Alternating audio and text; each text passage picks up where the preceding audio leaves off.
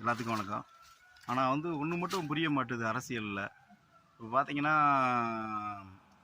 விஜய் அவர்கள் தாவேகா வந்து நம்பிக்கையில்லா வாக்கெடுப்பில் வந்து நின்றுருந்தார். அதுக்கு வந்து மாற்றுக் கட்சியினர் வந்து ஓட்டு போட்டு வின் பண்ணி வச்சுட்டாங்க.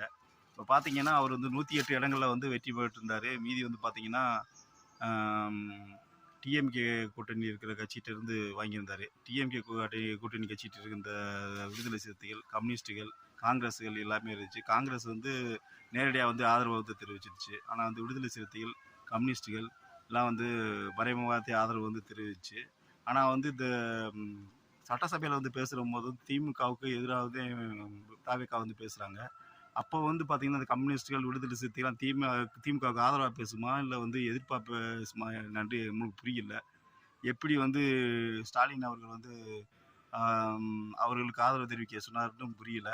ஆனால் வந்து அங்கே சட்டசபையில் வந்து யாருக்கு ஆதரவாக பேசுகிறாங்கன்றது ஒன்றும் புரியல. இது வந்து மக்களுக்கே பொதுமக்களுக்கே வந்து குழப்பமாக இருக்குது. எப்படிப்பட்ட நிகழ்வு நடந்துகிட்டு இருக்குன்னு நம்மளுக்கே தெரியல. இப்போ வந்து பார்த்தீங்கன்னா, அவங்களுக்கு ஆதரவு தெரிவிக்க சொல்லிடுறாங்க இங்கேருந்து. ஏன்டா வந்து ஆளுநர் ஆட்சி நடந்துடும் அப்படின்னு. ஆனால் வந்து அங்கே போய் பார்த்தீங்கன்னா, அங்கே அவங்க வந்து விஜய் அவர்களுக்கு ஆதரவு தெரிவிச்சுறாங்க.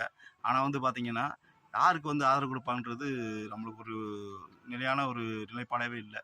விஜய்க்கு ஆதரவு கொடுப்பாங்களா, இல்லை டிஎம்கேக்கு ஆதரவு கொடுப்பாங்களா, எந்த கருத்துக்கு வந்து முதன்மை கொடுப்பாங்க அப்படின்றது இந்த விடுதலை சிறுத்தைகள், கம்யூனிஸ்ட்டுகள் எம்எல்ஏக்கெல்லாம் யாருக்கு ஆதரவு கொடுப்பாங்கன்னே நமக்கு தெரியல. ஒரு புதிராகவே இருக்குது. உங்களுக்கு தெரிஞ்ச வந்து கமெண்ட்டில் சொல்லுங்கள். வணக்கம்.